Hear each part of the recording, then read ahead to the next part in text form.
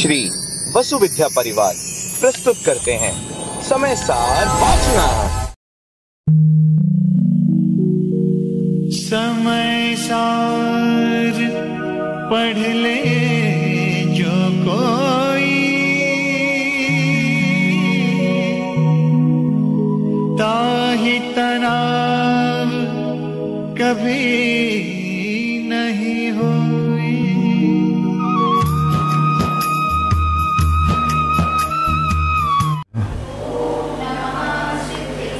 ओम नमः सिद्धेभ्यः।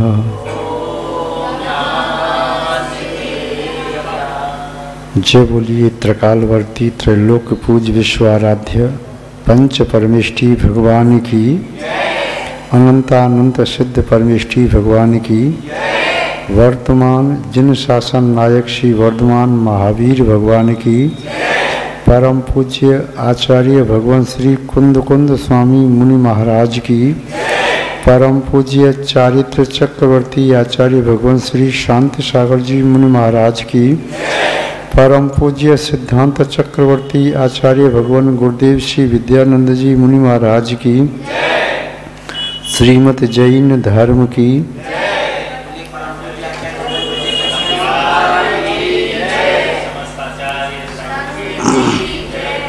जैनम जयतु शासनम विश्व कल्याण कारकम। उपस्थित धर्म स्नेही सत श्रद्धालु भव्यवर पुंडरीक पुण्यात्मा महान भाव, यहाँ पर समयसार ग्रंथ की वाचना चल रही है। आचार्य भगवान कुंद कुंद स्वामी का एक अप्रतिम ग्रंथ, जिसमें आत्मा के वैभव को दिखाने का प्रयास किया है आचार्य भगवान ने। पूर्ववर्ती आचार्य सुत केवली की वाणी के अनुसार व अपने अनुभव के अनुसार जो आत्मा का वैभव है वह ऐसे समझ में नहीं आता। क्योंकि आत्मा ही समझ में नहीं आ रहा है तो आत्मा की विशेषताएं समझ में कैसे आएं। संसारी प्राणी पदार्थों को इंद्रियों के माध्यम से ग्रहण करता है और इंद्रियां पुद्गल वस्तु को ग्रहण कर पाती हैं। जो अपुद्गल है, जो चैतन्य है, उसे इंद्रियों के माध्यम से ग्रहण नहीं किया जा सकता। इंद्रियों के माध्यम से जो जीव चेतना ग्रहण की जाती है वह पुद्गल से संयुक्त चेतना ही ग्रहण की जाती है। जैसे आप ये जानते हैं ये जीव है, क्यों ये चल रहा है, बोल रहा है, खा रहा है, पी रहा है, देख रहा है, सुन रहा है और ये गमनागमन करता हुआ दिखाई दे रहा है, ये जीव है। ये सब बातें अजीब में नहीं पाई जाती, इसलिए आप स्थूल रूप से उसे जीव मान लेते हैं, किंतु वह शुद्ध जीव नहीं है। उसकी जो प्रवृत्ति हो रही हैं पुद्गल के संयोग से हो रही हैं। यदि पुद्गल का संयोग छूट जाए तो उसकी प्रवृत्ति छूट जाएंगी। अतः शुद्ध आत्मा इंद्रियों के द्वारा कभी भी किसी भी काल में किसी भी क्षेत्र में किसी भी व्यक्ति के द्वारा ग्राह्य नहीं है। इंद्रियों के द्वारा अशुद्ध आत्मा ग्राह्य है। शुद्ध आत्मा वह स्वानुभव गम्य है। शुद्ध आत्मा वह कथन का विषय नहीं है। वह शुद्ध आत्मा अपने अनुभव में भी तब आती है जब मिथ्यात्व, अज्ञान और असंयम ये तीन भाव आत्मा में से निकल जाएं। यदि मिथ्यात्व, अज्ञान, असंयम है तब तक आत्मा पकड़ में नहीं आती। अमूर्त आत्मा है। अमूर्त आत्मा वह पकड़ में कैसे आएगी इंद्रियों के माध्यम से? इंद्रियां तो अमूर्त को ग्रहण करती नहीं। अमूर्त के बारे में सुनकर के भी अमूर्त की कल्पना तो कर सकती हैं, किंतु उन इंद्रियों के माध्यम से कोई आत्मा पकड़ में नहीं आती। आचार्य महोदय ने अभी गाथा नंबर 20, 21 और 22 में बताया था कि संसार में विद्यमान जितने भी पदार्थ हैं, चाहे वे सचित्त हैं, चाहे अचित्त हैं और चाहे मिश्र रूप हैं, वे पौद्गलिक पदार्थ न तो वे आत्मा के कभी थे, न आज आत्मा के हैं और न भविष्य में आत्मा के हो सकेंगे, तथा ये आत्मा भी न तो कभी पुद्गल का था, न आज पुद्गल का हो सकता है और न कभी पुद्गल का हो सकेगा। आचार्य महोदय उस संसारी प्राणी को जो मिथ्यात्व से ग्रसित है, अज्ञान से संश्लिष्ट है, वह असंयम की दीवार के बाहर नहीं आ पा रहा है, उस आत्मा को समझाना चाहते हैं। क्योंकि यह आत्मा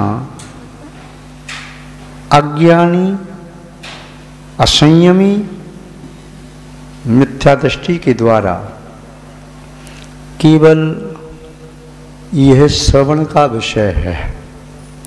सुनने में बस आ सकता है कि आत्मा नाम की कोई चीज़ है। इस संबंध में अनेक लोगों की, अनेक मतावलंबियों की, अनेक दर्शनों की अलग अलग धारणाएं हैं। कोई मानता है आत्मा एक सूक्ष्म द्रव्य है, चावल के दाने के बराबर। कोई कहता है आत्मा तो नश्वर है, चार्वाक मत की तरह कहें कि यह शरीर ही आत्मा है, शरीर नष्ट हो जाता है तो आत्मा भी नष्ट हो जाती है। अन्य अन्य मतावलंबियों की भी आत्मा के संबंध में पृथक पृथक धारणाएं हैं, किंतु जैन दर्शन उन पृथक धारणाओं पर विश्वास नहीं करता, सर्वज्ञ भगवान की वाणी पर विश्वास करता है। आचार्य कुंद स्वामी जी ने जो समय सार लिखा है, उसमें उन्होंने ये नहीं कहा कि मैं समय सार लिख रहा हूँ। उन्होंने कहा पूर्ववर्ती जो आचार्यों ने आत्मा का जैसा अनुभव किया, शुद्ध केवली भद्रभाव स्वामी ने जैसा कहा, वह सीमंदर स्वामी के समोषण में मैंने जैसा सुना आत्मा का स्वरूप, उसे सुनकर के मैंने अन्य शास्त्रों का अध्ययन किया, अपने अन्य साथी गुरु भाइयों से विचार विमर्श किया, फिर मैं एकांत में बैठ कर के आत्मा का ध्यान करने लग गया। तो आत्मा का ध्यान करते करते मुझे आत्मा का अनुभव हो गया। तब मुझे ज्ञात हुआ कि आत्मा तो ये है जो आचार्य सुत केवली भद्रभाव स्वामी ने बताया, जो श्रीमंदर स्वामी की दिव्य ध्वनि में मैंने सुना, जो अनेकों ग्रंथों के माध्यम से, श्रुतियों के माध्यम से, पूर्ववर्ती आचार्यों के माध्यम से मैं जिस आत्मा के बारे में सुनता रहा, वह आत्मा केवल श्रवण इंद्रिय का विषय नहीं है। वह आत्मा तो ये है जैसे कोई व्यक्ति दूध के बारे में सुनी, दूध ऐसा होता है, सफ़ेद होता है, पानी की तरह से पतला होता है। इतना सुनता रहे तो इतना सुनने के बाद भी वह दूध के स्वाद को नहीं बता सकता। यहाँ तक कि दूध को आँखों से देख करके भी दूध के स्वाद को नहीं बता सकता। यहाँ तक कि दूध को हाथ से छू करके गिलास में लेकर के या दूध में उंगली डाल करके भी दूध के स्वाद को नहीं बता सकता, क्योंकि जिह्वा इंद्री, रसना इंद्री के अतिरिक्त अन्य कोई इंद्री दूध के स्वाद को नहीं ग्रहण कर सकती। अब चाहे दूध हो, चाहे मिश्री हो, चाहे नमक हो, चाहे मिर्ची हो, चाहे नींबू हो या आंवला हो, सबके स्वाद अलग अलग हैं। इन स्वाद को रसना इंद्री ही बता सकती है, अन्य इंद्रियां इस विषय को ग्रहण नहीं करेंगी। इंद्रिय को भी इंद्रिय क्यों कहते हैं, शायद आप जानते हैं ये सभी इंद्रियां अपना अपना कार्य करने में इंद्र की तरह से स्वतंत्र हैं। अहम इंद्र, मैं इंद्र हूँ, मैं इंद्र हूँ। इसलिए एक इंद्री दूसरे इंद्री की पराधीन न तो कभी थी, न है, न कभी हो सकेगी। आँख कहे आज मेरी आँख दुख रही है, दर्द हो रहा है, और नाक से कह दे कि नासिका तुम वस्तुओं को देख करके बताओ कैसी वस्तुएं हैं, नासिका कहेगी पागल तो नहीं हो गई। मेरा विषय गंध को ग्रहण करना है, मेरा गृह वर्ण को ग्रहण करना नहीं है। फिर यदि आँख कान से कहे तुम तो मेरी समीपवर्ती हो, नासिका मेरे मध्य में रहते हुए भी मेरे विषय को ग्रहण नहीं कर रही है, चलो कर्ण तुम मेरे अड़ोसी पड़ोसी हो, जरा दृश्य को सामने देख करके बताओ मेरी आँख खुल नहीं रही। ये प्राकृतिक वातावरण कैसा है, कैसा यहाँ दृश्य है। कान कहेंगे क्या बात है, बुद्धि बिल्कुल भ्रष्ट हो गई क्या, आपको नहीं मालूम मैं तो केवल शब्दों को ग्रहण करता हूँ, ध्वनि को ग्रहण करता हूँ, वर्ण को ग्रहण करना मेरा विषय नहीं। फिर आँख यदि मुख से कहे कि तुम तो मेरे अधीनस्थ हो, नाक तो मेरे साथ रहने वाली, लेकिन तुम तो अधीनस्थ हो, सेवक की तरह से हो, मैं ऊपर हूँ और तुम नीचे हो, बताओ तीन पदार्थों का रंग कैसा है, ये दृश्य कैसा है। मुख कहेगा बोल करके, नासिका ने और कर्ण ने तो माना कि मौन में उत्तर दिया। मुख बोल करके कह देगा मेरा विषय दृश्य को ग्रहण करना नहीं, वर्ण को ग्रहण करना नहीं, वस्तु के स्वाद को जानना है। मैं अपने कार्य करने में स्वतंत्र हूँ और मैं अपने कार्य के करने में अपने आप में समर्थ हूँ, मुझे तुम्हारी आवश्यकता नहीं। मैं कभी भी अपने कार्य को छोड़ करके किसी और का कार्य नहीं कर सकता। यदि स्पर्श इंद्रिय से कहे तब भी वह मना ही करेगी। जब एक इंद्री दूसरे इंद्री के विषय को ग्रहण नहीं कर सकती, एक इंद्री दूसरी इंद्री के विषय के संबंध में समुचित ज्ञान नहीं दे सकती, तो फिर ये इंद्रियां जो हमारी आत्मा अतीन्द्रिय है, इंद्रिय के परे है, उस आत्मा के बारे में ये इंद्रियां कैसे बता सकती हैं। अभी तक अनादिकाल से हमने आत्मा को वहाँ खोजा है जहाँ आत्मा थी नहीं। धर्म द्रव्य में आत्मा नहीं, अधर्म द्रव्य में आत्मा नहीं, आकाश द्रव्य में आत्मा नहीं और पुद्गल द्रव्य में आत्मा नहीं। ये बात तो फिर भी जल्दी समझ में आ जाती है, किंतु पुद्गल द्रव्य के अंदर आत्मा में दिखाई देने लगती है। मिथ्यात्व के कारण, अज्ञान के कारण या असमय असंयममय प्रवृत्ति करने के कारण। अधिकांश लोग कहते हैं भाई जब तक शरीर है, जब तक मैं जी रहा हूँ तब तक तो जीवन मेरा है, और मैं मर गया तो फिर क्या मेरा अस्तित्व। किंतु इस प्रकार की वार्ता केवल मिथ्या दृष्टि कर सकता है। शंभ दृष्टि कहता है मैं अनंतवार मृत्यु को प्राप्त हुआ, मैं अनंतवार जन्म को प्राप्त हुआ, अनंतवार मेरी पर्याय बदलती चली गई, किंतु मेरी आत्मा आज तक नष्ट नहीं हुई और आगे भी मेरी आत्मा नष्ट नहीं होगी। कर्म मेरी आत्मा ने अनेक बार शुभ आशुभ के बाद शुभ बंद किया, अशुभ के बाद अशुभ बंद किया, किंतु फिर भी किसी भी कर्म का बंद कर लिया, मेरी आत्मा नष्ट नहीं हुई। आत्मा तो ठीक है, आत्मा का एक प्रदेश भी कम नहीं हुआ, आत्मा का एक प्रदेश भी नष्ट नहीं हुआ, और मेरी चेतना की जितनी भी शक्तियाँ थीं, मेरी चेतना में जितने भी गुण हैं, जो लक्षण हैं स्वभाव में, वह भी कभी नष्ट नहीं हुए और कभी नष्ट होंगे भी नहीं। मेरी आत्मा शाश्वत है। शंभदृष्टि मानता है कि मेरी आत्मा बीज रूप से परमात्मा है, सिद्ध है, शुद्ध है। मिथ्या दृष्टि मानता है मैं तो जो हूँ सो हूँ, कभी परमात्मा बन नहीं सकता। जो परमात्मा है वो परमात्मा है, जो मैं हूँ वह मैं हूँ। परमात्मा कभी मुझ रूप न था, न है, न हो सकेगा। मैं कभी परमात्मा रूप न था, न हूँ, न कभी हो सकूँगा। ये मिथ्या दृष्टि की धारणा होती है। तो मिथ्या दृष्टि जीव पुद्गलों में आत्मा को खोजता है। जब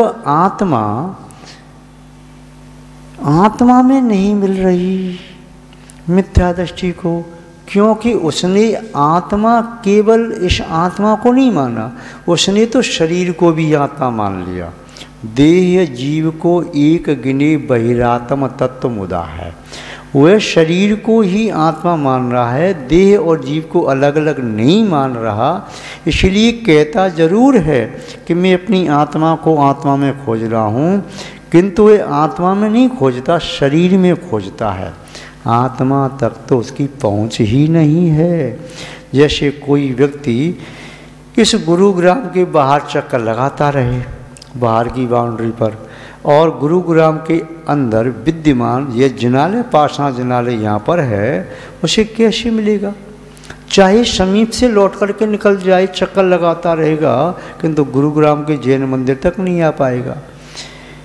जैसे कोई चींटी या मकोड़ा किसी चक्र वृत्ताकार किसी आकृति पर चक्कर लगा रहा है, माना कि साइकिल का जो पहिया है उसकी जो रिम है पर्दी पर चक्कर लगा रहा है, या किसी भी गोल सर्कल पर आप भी चक्कर लगा रहे हैं, या कोलू का बैल वह चक्कर लगा रहा है, या रेहट में घुमड़ी वाला बैल चक्कर लगा रहा है, चक्कर लगाते लगाते थक जाएगा, किंतु केंद्र पर कभी भी नहीं पहुंच पाएगा। ऐसे ही हम भी आत्मा के बाहर शरीर पर अपनी बुद्धि के चक्कर लगवा रहे हैं। हमारी बुद्धि चक्कर काट रही है पुद्गल के इर्द गिर्द, किंतु वह बुद्धि हमारी आत्मा में प्रवेश नहीं कर पा रही। पुद्गल की जो फाटक लगे हैं, सुदृढ़ किला है, कोट है, दुर्ग है, उसे भेद करके आत्मा के पास आत्मा नहीं पहुंच पा रही। जैसे आपने दृष्टांत सुना है, एक व्यक्ति जन्मांध है, किंतु उसे मालूम है मेरा महल है, वह बहुत बड़ा महल है, उसके 84 लाख दरवाजे हैं, सभी दरवाजे बंद हैं, सिर्फ एक दरवाज़ा खुला है। वह व्यक्ति यदि महल के बाहर है तो अंदर जाना चाह रहा है, तो वह दरवाजे टटोलते टटोलते जाता है, किंतु जब वह दरवाज़ा खुला हुआ है वहाँ तक पहुँचता है, सिर में खुजली होने लगती है, तो वह दरवाज़ा छूट जाता है, फिर चक्कर लगाता रहता है। अंदर वाला बाहर आना चाहता है, वह भी दरवाजे को टटोल के जा रहा है, और सब दरवाजे बंद दिखाई देते हैं। 84 लाख दरवाजे तो बहुत होते हैं, किंतु खुले दरवाजे को देख नहीं पाता, और वह टटोलता है। संयोगवशात कि जब वह खुले दरवाजे के पास पहुंचता है तो खुजली हुई, तो हाथ छूट गया, 2 कदम आगे बढ़ गया, फिर बंद दरवाज़ा मिला। ऐसे ही हमारी आत्मा अनादि काल से इस पुद्गल को अपना मानती चली आ रही है। जब मनुष्य भव मिलता है, जब देव शास्त्र गुरु का सानिध्य मिलता है, धर्म को समझने की बुद्धि प्राप्त होती है, तब ये मूढ़ बुद्धि वाला मनुष्य पंच इंद्रिय के विषयों में लीन हो जाता है, और फिर बाल्यावस्था यौवन अवस्था निकल जाती है, बुढ़ापा आ जाता है, जरा आती है, शरीर को जर्जर कर देती है, और संवर निर्जरा कर नहीं पाता, मृत्यु की गोद में हारा थका सो जाता है। और आत्मा को फिर खोजने का उसका जो सामर्थ्य है वह अन्य पर्याय में प्राप्त नहीं होता, न तो भोग भूमि में, न नरक में, न स्वर्ग में, न निगोद में, न त्रिंच की किसी भी पर्याय में। सिर्फ और सिर्फ संगी पंचेंद्रिय जब मनुष्य हुआ, उत्तम कुल जाति संगति प्राप्त हुई, तभी अपनी आत्मा को खोजने का उपक्रम कर सकता है, अन्यथा नहीं। तो आत्मा क्या है?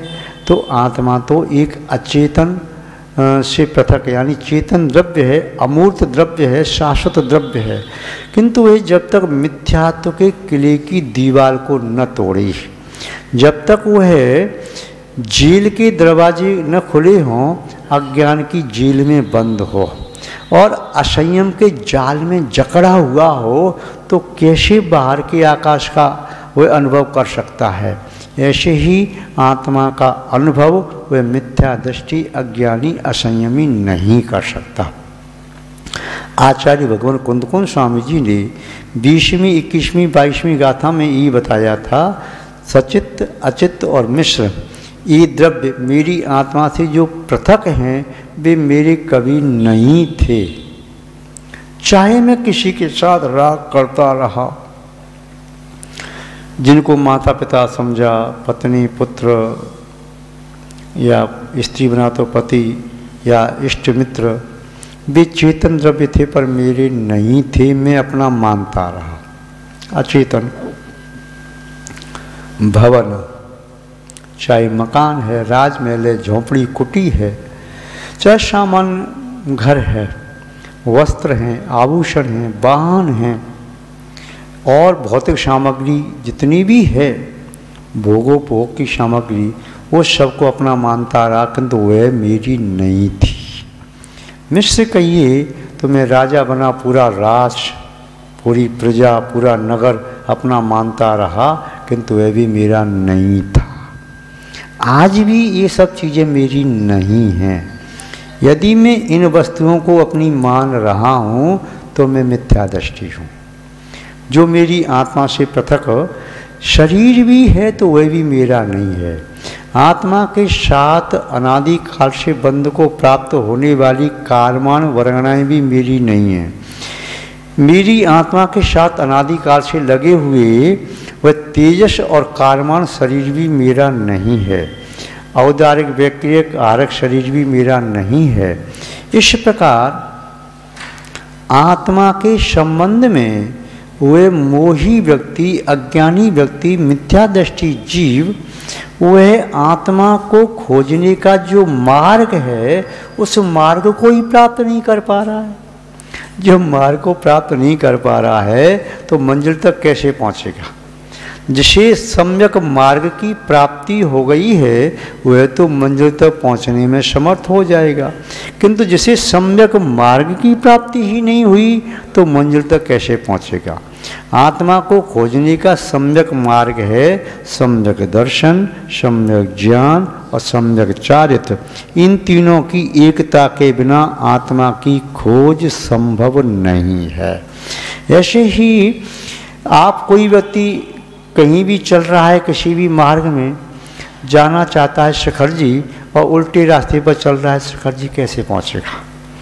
क्योंकि प्रतिकूल साधनों से सम्यक साध्य की सिद्धि नहीं होती।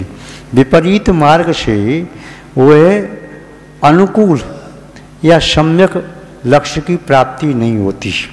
और व्यक्ति सोचे चलो मैं थोड़ा थोड़ा कर लेता हूँ, आधा इधर चलूँ आधा इधर चलूँ, तब भी नहीं पहुँच सकता। दो मुख राही चले न पंथा, दो मुख सुई सिए नहीं कंथा, दो ही काज न होए सयाने, विषय भोग और मोक्ष जाने। यदि राही दो राह पर एक साथ चलना चाहे, पूर्व की ओर और पश्चिम की ओर, तो दो कदम बढ़ाए इधर फिर दो कदम इधर, तो यहीं पर बस घूमता रहेगा, कहीं बढ़ नहीं पाएगा। सुई से जब सिलाई होती है तो एक को सिलाई होती जाती है, परंतु कोई व्यक्ति दोनों सिलाई करना चाहे, इधर भी सिलाई कर दे इधर भी सिलाई कर दे, तो दो मुख से सुई सिलाई नहीं कर सकती। ऐसे ही है भव्य जीव, तुम यदि दोनों को चाहते हो, दोनों हाथों में लड्डू चाहते हो, मैं पंचेंद्रिय के विषयों का सेवन भी कर लूँ, स्त्री पुत्र का आनंद भी ले लूँ, धन वैभव का आनंद भी ले लूँ, भोग उपभोग की सामग्री का आनंद भी ले लूँ, और मुझे मोक्ष की प्राप्ति भी हो जाए, तो ये तो संभव नहीं है। जब एक समय में आप मिश्री और नमक का स्वाद नहीं ले सकते, दोनों को एक साथ खाओगे तो स्वाद मिश्र होगा, वरना तो प्योर मिश्री स्वाद है न नमक का स्वाद है। अब एक एक करके खाओगे तो नमक खाओगे तो नमक से विरक्त हो जाओगे, ये तो खारा है। मिश्री खाओगे तो आनंदित हो जाओगे, बड़ा मीठा है। तो ऐसे ही विषय भोगों का त्याग करके जब आत्मा की रुचि रखोगे, आत्मा के बारे में निःशब्द रूप से जानोगे, भावशुद्ध ज्ञान से जानोगे, अशब्द रूप में जानोगे, तब आत्मा के बारे में आपको यथार्थ ज्ञान होगा। और फिर जब आत्मा को लीन करोगे कि वास्तव में आत्मा ये है, असंयम का परित्याग करके संयम को धारण करके, सकल परिग्रह का त्याग करके, सकल महावतों को स्वीकार करके जब आत्मा में लीन होती है, उस समय जो आनंद आता है, जो अनुभव होता है, आत्मा समझ में आती है, वह दशा इंद्र, अहमिंद्र, नरेंद्र, नागेंद्र, धड़ेंद्र सबके लिए असंभव है, उनको प्राप्त नहीं हो सकता। जो आनंद एक योगी को आता है। न सुखम देवराजस्य न सुखम चक्रवर्तन यश सुखम वीतरागस्य मुनि एकांतवासिना। एकांतवासी मुनि वैराग से युक्त होकर वीतराग दशा में पेश करता हुआ जिस सुख का आनंद का अनुभव करता है, वह न तो देवराज सौदंड के लिए संभव है और न 6 खंड के अधिराज चक्रवर्ती के लिए संभव है। तो वह अनुभव एक योगी को आता है। जो अनुभव योगी को आता है, उस दशा में 7वें से ऊपर आता है, तो नीचे कैसे आ जाएगा? जैसे कोई व्यक्ति मार्ग में चल रहा है और मार्ग अनेक प्रकार का है। पहला मार्ग आपने देखा, वह कीचड़ भरा हुआ दलदल भरा मार्ग है। उसके आगे मार्ग देखा, वह मार्ग कंकड़ पत्थरों से समाकीर्ण है। आगे चल के मार्ग देखा, उस मार्ग में कंकड़ पत्थर तो कम हैं, किंतु धूल भरी पड़ी है। और आगे चल के देखा तो मार्ग न तो धूल का है, न कंकड़ पत्थर है, न दलदल है, वहाँ पर कांटे झाड़ के पेड़ लगे हैं। और आगे आपने मार्ग देखा, वह पगडंडी है, उससे साइड में वृक्ष हैं, वे टकरा रहे हैं। और आगे मार्ग देखा, वह मार्ग आपको ठीक सा दिखाई दिया।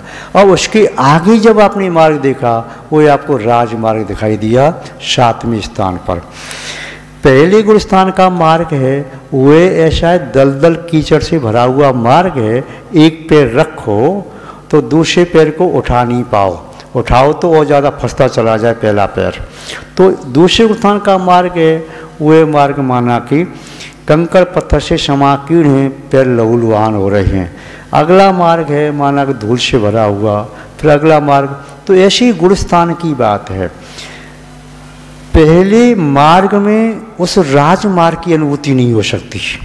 जो दलदल से भरा मार्ग है, कीचड़ से भरा मार्ग है, जिसमें कीचड़ बदबू आ रही है और उसमें कांच के टुकड़े टुकड़े पड़े हैं, पैर लहूलुहान हो रहे हैं, ऐसा दलदल है कि पैर फंस गया उसके अंदर तो निकल नहीं पा रहा है।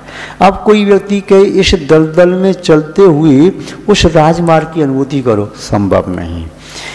कंकड़ पत्थरों के बीच में चलते हुए उस राजमार्ग की अनुभूति करो जो कांच जैसा है प्लेन, या धूल के मार्ग में उसकी अनुभूति करो, या झाड़ झंकड़ के बीच अनुभूति करो, या पगडंडी पर उस मार्ग की अनुभूति करो, या अन्य जो चढ़ाई का मार्ग वहाँ अनुभूति करो। नहीं, ऐसे ही जो अनुभूति 7वें गुण स्थान में हो सकती है, वह कदापि किसी भी अपेक्षा से प्रथम, द्वितीय, तृतीय, चतुर्थ, पंचम और षष्ठम तक भी नहीं हो सकती। सप्तम व सप्तम के आगे होती है। तो आचार्य महोदय कह रहे हैं, क्रम क्रम से आगे बढ़ो, आत्मा को समझो। पहले जहाँ देह अपनी नहीं, तहान अपनों को, घर संपत्ति पर प्रकट परिहे परिजन लोय। जब अपना शरीर ही अपना नहीं है, तो ये प्रकट में दूर दिखाई देने वाले चाहे सचित द्रव्य हैं, जितने भी चेतनमय हैं, चाहे उनसे आप माता पिता भाई बंधु जो भी रिश्ता रखते, मित्र अड़ोसी पड़ोसी, भी आपके नहीं हैं। अचेतन मकान आदि वाहन आदि आपसे पृथक हैं, वो आपके नहीं हैं। सचित ताचित मिश्र जो आपके आभूषण आदि से युक्त सजा हुआ घोड़ा कलश सहित, कन्या या कोई भी आभूषण सहित, तो मिश्र द्रव्य आपका नहीं है। क्योंकि जो आपके साथ रह रहा है शरीर, वे ही आपका नहीं है, तो बाहर दिखाई देने वाला तो आप उसको कैसे कहोगे? जब मृत्यु होती है तो शरीर भी छूट जाता है, तो क्या ये मकान, ये भवन, ये फैक्ट्री, ये आभूषण, ये द्रव्य साथ में जाएगा? कुछ नहीं जाएगा। आप जानते हैं, यहाँ तक कि आत्मा के साथ में जाने वाली कारमान वर्गणाएं, वे कर्म भी आत्मा के नहीं हैं, जो भले ही आत्मा के साथ जा रहे हैं, आत्मा के साथ आ रहे हैं। आचार्य महोदय यही बताना चाह रहे हैं कि पहले मिथ्या बुद्धि को छोड़ो। मिथ्यात्व को छोड़े बिना सम्यक की प्राप्ति नहीं होगी। दलदल में फंसे हो तो पहले यहाँ से निकलो, तब वहाँ पर पहुँचो स्वच्छ मार्ग में। और आप सोचो कि स्वच्छ मार्ग चल करके यहाँ पर आ जाए, नहीं आएगा। कदाचित कोई विद्याधर आकर के दलदल में फंसे हुए आपको अपने हाथ का सहारा दे करके निकाल ले, अपने विमान में उठा करके राजमार्ग पर छोड़ दे, ये संभव हो सकता है। अर्थात कोई भद्र मिथ्यादृष्टि जीव वह मुनि दीक्षा लेते ही सीधा सप्तम स्थान प्राप्त कर सकता है, किंतु ये सबके लिए संभव नहीं है। किसी किसी को संभव हो सकता है, क्योंकि उसकी प्राप्ति संभव नहीं है जो दलदल में फंसा है, निकलना नहीं चाहता। जो दलदल से थोड़ा बाहर आ गया है, विद्याधर की बात मान ले, नृगंत गुरु की बात मान ले, मां जिनवाणी की बात मान ले, तो हो सकता है साहस करे उस दलदल की सब कीचड़ को छोड़ने का, वहाँ की जो अनुकूलता प्रतिकूलता को छोड़ने का। उस कीचड़ में ठंडक का अनुभव हो रहा है, उस ठंडक के मुँह का त्याग करने तैयार हो जाए, तब तो विद्याधर की बात मान करके, यानी नृगंत गुरु की बात मान करके सप्तम स्थान में पहुँच करके आत्मा का अनुभव कर सकता है। उसके पहले आत्मा का अनुभव शक्य नहीं है। इसी बात को यहाँ पर आचार्य महोदय गाथा नंबर 23 और गाथा नंबर 24, गाथा नंबर 25 त्रिकलक है, ये तीनों गाथा एक साथ हैं। तो इसमें यहाँ पर बताते हैं कि मिथ्या दृष्टि संभव दृष्टि का किस प्रकार अंतर होता है, बता रहे हैं। अन्नाणम मोहिदमदि मज्जमिणम वणिदे पोगलम दब्बम बद्धमबद्धम चतः जीवो बहुभाव संयुक्तो, जीवो बहुभाव संयुक्तो बद्धम अबद्धम चतः पोगल दब्बम। आत्मा के साथ बंधा हुआ जो पुद्गल द्रव्य है, चाहे कर्म वर्गणाएं चाहे नो कर्म वर्गणाएं, या अन्य भी जो आत्मा के साथ संबंध को प्राप्त है, भाषा वर्णा का प्रयोग कर रहे, मनोवर्णा का प्रयोग कर रहे, अन्य अन्य जो वर्णा है आन पान इसके भी प्रयोग कर रहे, ये सब वर्णाएं हमारी आत्मा के साथ अभी संबंध को प्राप्त हैं। ये बद्धम अबद्धम हमारी आत्मा से बंधी नहीं है। जो पृथक दिखाई दे रहा है द्रव्य आपको जो बताया, भोग उपभोग की सामग्री, भवन वाहन वस्त्र आभूषण खान पान, जितना भी आपको बाह्य दिखाई दे रहा है वह सब भी अबद्ध है आत्मा से, फिर भी वो आपका नहीं है। बद्ध है वह भी आत्मा का नहीं है। किंतु अन्नान मोहित मदि, जो कोई जीव अज्ञान से जिसकी मति मोहित हो गई है, किससे मोहित हो गई है? अज्ञान के कारण, मूर्खता के कारण, कुबुद्धि के कारण जिसकी मति मोहित हो गई है, ऐसा अज्ञान भूत मदि जीव मज्जमिणम वणदी पोगलम दब्बम, पोगलम दब्बम इणम, ये पुद्गल द्रव्य मध्यम मेरा है। ऐसा कौन कहता है? जिसकी बुद्धि अज्ञान से मोहित है वही कहता है ये मेरा है। जैसे शराबी शराब पी करके कहे कि ये कोठी मेरी है, ये किला मेरा है, ये पूरा नगर मेरा है, मैं राजा हूँ, ये मेरी पत्नी है, ये सब जो बोलता है अनर्गल बोल रहा है, वह विश्वास के योग्य नहीं है, उसकी बात में सत्यांश नहीं है, इसलिए वह किसी का विश्वास पात्र भी नहीं होता। लोग कहते वो तो शराबी है, शराब के नशे में चूर है, उसे होश नहीं है, उसकी बुद्धि भ्रष्ट हो गई, बुद्धि नष्ट हो गई, इसलिए कह रहा है कि ये वाहन मेरे हैं, ये मकान मेरा, ये मेरा, ये मेरा, ये मेरा। तो ऐसे ही जिसकी बुद्धि अज्ञान से मोहित है, जिसने मोह की शराब पी ली है, अज्ञानता का कोई विषाक्त पदार्थ सेवन कर लिया है, जिससे बुद्धि भ्रमित हो गई, तभी कहता है ये मेरी माँ है, ये मेरे पिताजी हैं, ये मेरा भाई है, ये मेरी बहन है, ये मेरी पत्नी है, ये मेरा पति है, ये पुत्र है, पुत्री है, ये सब है, वह मेरा है, मेरा है। यदि यही कह रही हो तो शराबी के बोल में और आपके बोल में क्या अंतर है? यदि सम्यक दृष्टि कहता है तो व्यवहार से कहता है, ऐसा नहीं सम्यक दृष्टि भी कहता है, तो ये व्यवहार में है, पर निश्चय से ये मेरा कोई नहीं है। मेरी आत्मा अखंड असंख्यात प्रदेशी है, अनादिकाल से मेरी आत्मा ही मेरी है, कुछ भी नहीं है। मैं जो भी भाव बनाऊंगा उन भावों से जैसे कर्म का बंध होगा उसे मैं ही भोगूंगा। न मेरा पिता भोगेगा, न मेरी माँ भोगेगी, न मेरी पत्नी भोगेगी, न मेरा पति भोगेगा, न भाई, न मित्र, न पुत्र पुत्री, पुत्र वधू दामाद, कोई नहीं भोगेगा। मैं चाहे किसी के लिए पाप करूं, यदि मैं पाप कर रहा हूं तो उस पाप करने का फल मुझे भोगना है। मैं चाहे किसी का निमित्त लेकर के पुण्य करूं, पुण्य मैं कर रहा हूं तो पुण्य का बंध मुझे हो गया, तो उस पुण्य का फल भी मैं भोगूंगा, दूसरा कोई कभी छीन नहीं सकता। आचार्य भगवान कौन स्वामी कितनी करुणा बुद्धि से कह रहे हैं, अज्ञान मोहित मदी, अज्ञान से मोहित मदी।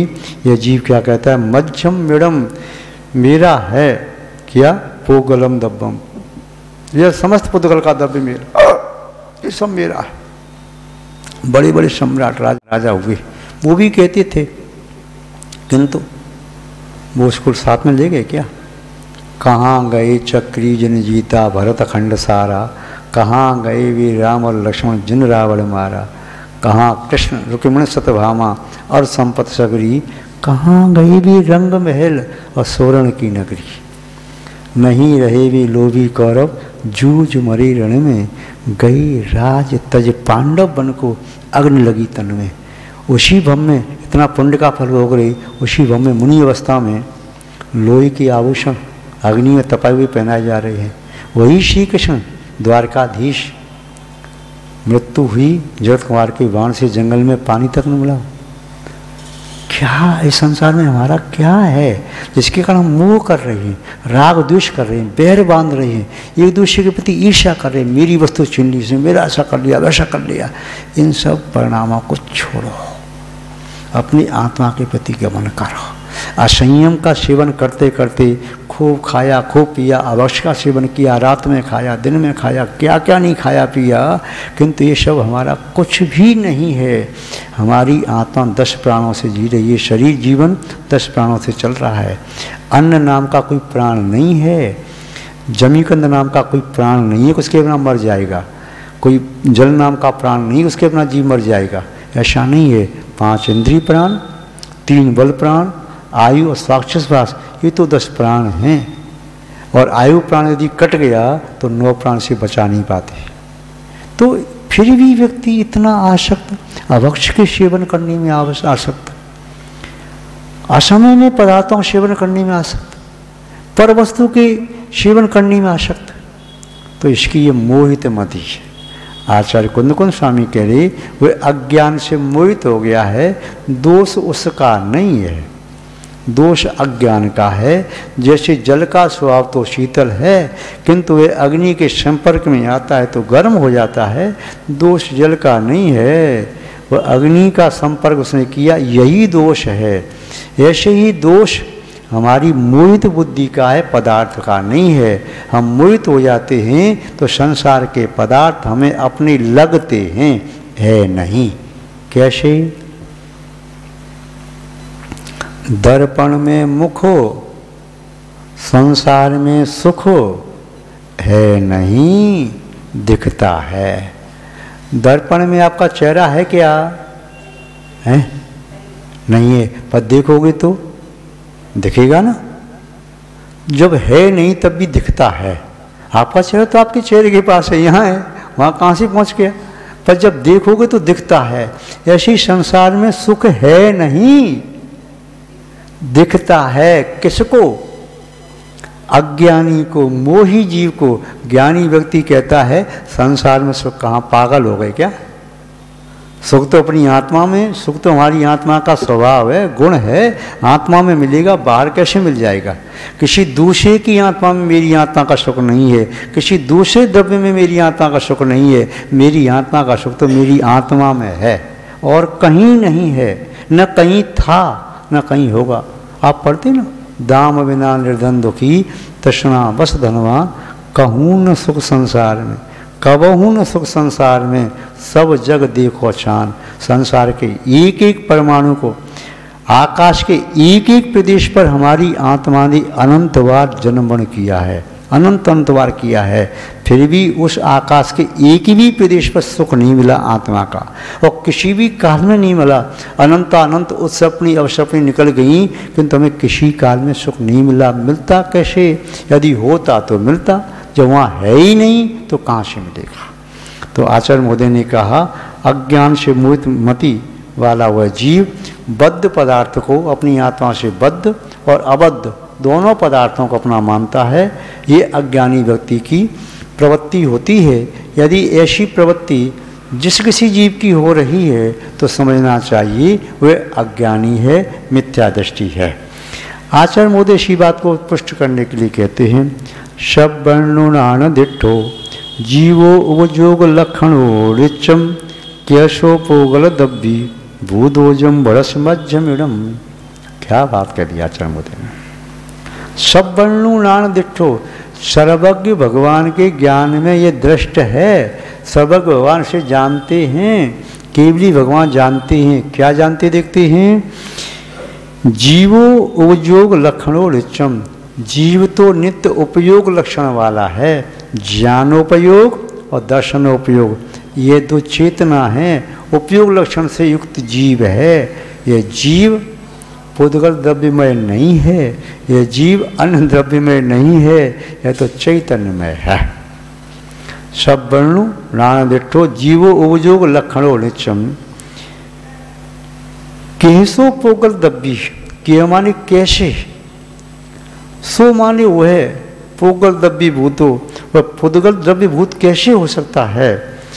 जम भड़सी मध्यमरम, जो आप कहते हो कि ये मेरा, ये मेरा, ये मेरा, ये मेरा, ये ममत्व बुद्धि, अहमेदम ममेदम, ये ममत्व बुद्धि विकल्प का कारण, ये मेरा छोड़ के चला गया तो रो लिया, अनिष्ट छोड़ के चला गया तो हंस लिए। किंतु ये जो छोड़ के चला जाए वो तुम्हारा कैसा, जो तुम्हारा कभी था ही नहीं उसे क्यों अपना मान रहे। जो तुम्हारी आत्मा शाश्वत है, कभी छोड़ के नहीं जाएगी। आपकी आत्मा आपको, आपका स्वभाव लक्षण गुण धर्म कभी आपको छोड़ के नहीं जाएंगे, वही आपका है। जो आपसे छिन जाए वह आपका न तो था न है न हो सकेगा। इसलिए कह रहे, यदि कोई कह रहा है मध्यम मिड़म ये मेरा है, ऐसा बरसी कहते हो, तो ये आप अज्ञानता के वशीभूत होकर के कहते हो। यदि आपके चित्त में समुदय ज्ञान का प्रकाश हो जाएगा तो फिर आप कहोगे कि संसार में कुछ भी मेरा नहीं है, संसार में सुख ही नहीं है, तो संसार में क्यों रहूं। जो संसार वेश सुख होता, तीर्थंकर क्यों त्यागे, काहे को शिव साधन करते, संयम सो अनुरागे। संसार में सुख होता तो तीर्थंकर प्रवृत्ति का जिन्होंने बंद किया पूर्व हम में, कि तीर्थंकर संसार को छोड़ के क्यों जाते, जिनका मोक्ष नियामक है, अवधि ज्ञान के धारक हैं, जिनकी इंद्र आदि सेवा कर रहे हैं, वे भी संसार के उस पुद्गल के वैभव को छोड़ करके आत्मा का वैभव खोजने के लिए राजमहल को छोड़ करके जंगल का आश्रय लेते हैं। एकांत स्थान में अपनी आत्मा को, आत्मा के स्वभाव को, गुणों को वहाँ जाके खोजते हैं। घर में बैठ करके आत्मा की खोज संभव नहीं है। इसलिए उन्होंने मोक्ष का साधन किया, तपस्या की। हमें भी तपस्या करना है, चाहे आज कर लो। आपकी नींद आज खुल जाए तो आज मिथ्या तो अज्ञान असंयम से आज बच जाओ, कल खुल जाए तो कल बच जाना, परसों खुल जाए तो परसों बच जाना, अगले बम में खुले तब बच जाना। किंतु जब आपकी नींद खुलेगी तभी बच पाओगे। और नींद खुल के भी आप सोते रहो उस मोह की निद्रा में, तो फिर आपको कौन जगा सकता है। आज भी मोह लगा रहे, शरीर मेरा अस्वस्थ है, मैं कैसे कल्याण करूं, उसके बिना तो मैं रह ही नहीं सकता, उसके बिना तो मैं जी नहीं सकता। अब मेरा ऐसे कैसे हो सकता है, कई परिस्थितियाँ सामने आएंगी। इन सब बातों को सोच करके अपने मन को सुदृढ़ बनाना है, कच्चा नहीं बनाना है। अनादिकाल से तो सब करते आए, जो आज यदि वही करेंगे तो फिर हमारे अनंत भवों में आज के भव में क्या अंतर रहा। फिर आज हम सम्यक ज्ञानी बन करके भी यदि अज्ञानी जैसी प्रवृत्ति कर रहे हैं तो हमारे सम्यक ज्ञानी बनने का क्या अर्थ रहा। हमारा सम्यक तो कहाँ गया। यदि हम मिथ्यात्व मोहित बुद्धि से प्रवृत्ति कर रहे हैं तो सम्यक तो कहाँ गया। यदि सम्यक तो है तो उसका असर भी होगा।